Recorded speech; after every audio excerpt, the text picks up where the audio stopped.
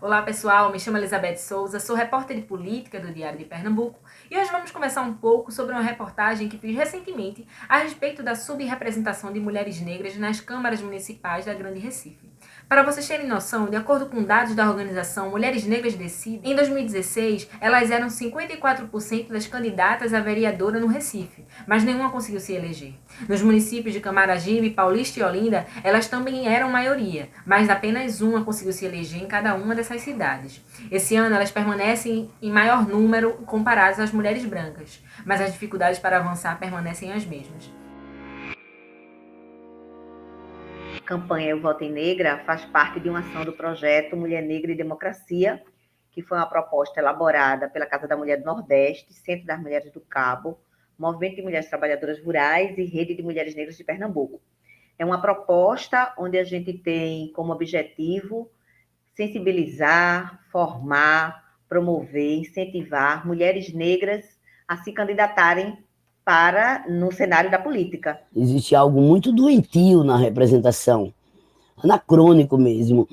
Você vê a Câmara de Vereadores de Olinda, tem 17 vereadores, tem 2 mulheres. Você acha isso razoável? A gente, de fato, percebe que esse lugar da representação é um lugar que foi tolhido para nós mulheres, principalmente mulheres negras, né? Mulheres da periferia, né? E a gente precisa, de fato, garantir que a representação seja plural, seja diversa, né? Pensar e inserir mulheres negras pensando em seus territórios é fazer aí, muito para além de uma reparação histórica, mas também contribuir com o sentido real de democracia, né? Então não tem como a gente pensar no sentido de democracia no nosso país, uma democracia plena, se corpos negros não ocupam esse espaço. É um trabalho de base que tem sido feito com essas pessoas e que está dando resultado, pelo menos nesse aumento, né, de candidaturas. A gente precisa agora para esse segundo passo, que é a questão do sucesso eleitoral. E aí, para isso, a gente entra em outra seara, né, outro ponto do debate, que é a falta de recurso.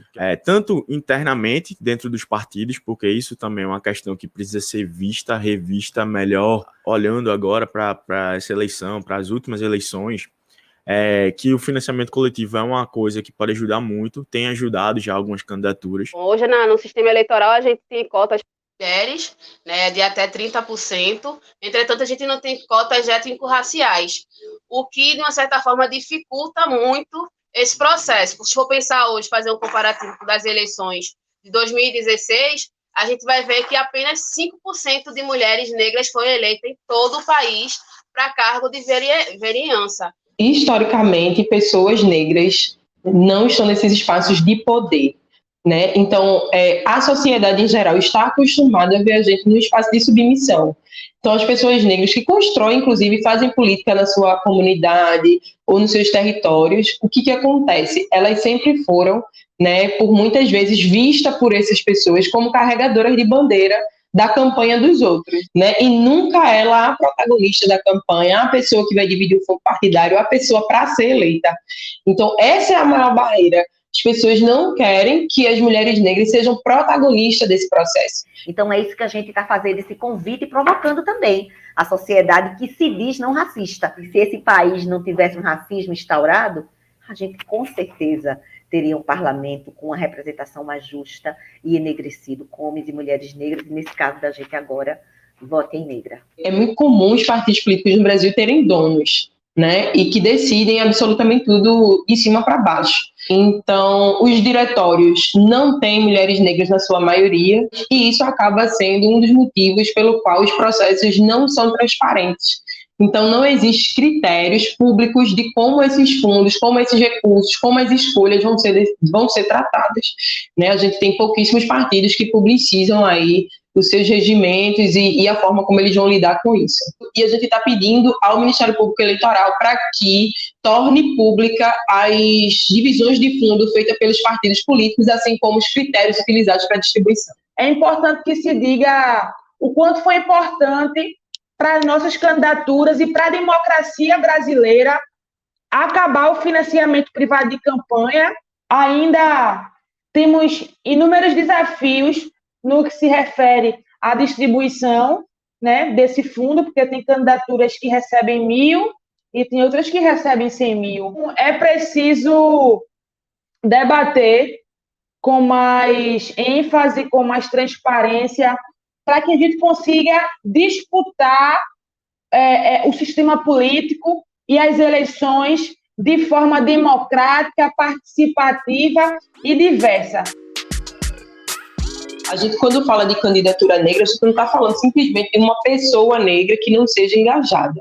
Né? A gente está falando do caso de tornar-se negro, de abraçar a causa e de entender a especificidade da maioria da população brasileira. As estratégias que vão sendo pensadas é de inserção de negros e negras nos lugares onde as leis, onde as políticas são construídas. Tem essa ampliação nas redes sociais do debate racial, do debate sobre feminismo, das candidaturas que surgiram de 2016 para cá, que também não podem ser desprezadas dessa análise. Não tem como a gente não citar, por exemplo, a figura de Marielle Franco nesse processo. A partir do assassinato dela, isso também desempenhou um levante, né, no Brasil inteiro, de várias mulheres negras que decidiram ser protagonistas. Não abrimos mão de legislar e de também governar por nós mesmas. Que nosso povo negro não fique só, apareça nos livros de escola e tenha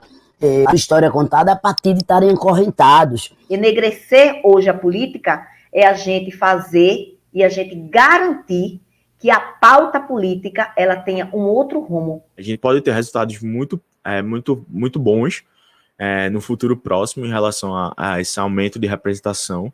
Para depois disso, a gente conseguindo mais cadeiras, a gente acha que consegue, a partir daí, bolar outras estratégias. Né? E a gente está lutando para que isso também seja reverberado em vitória, porque a gente não participa da eleição meramente só para contribuir com a candidatura da branquitude.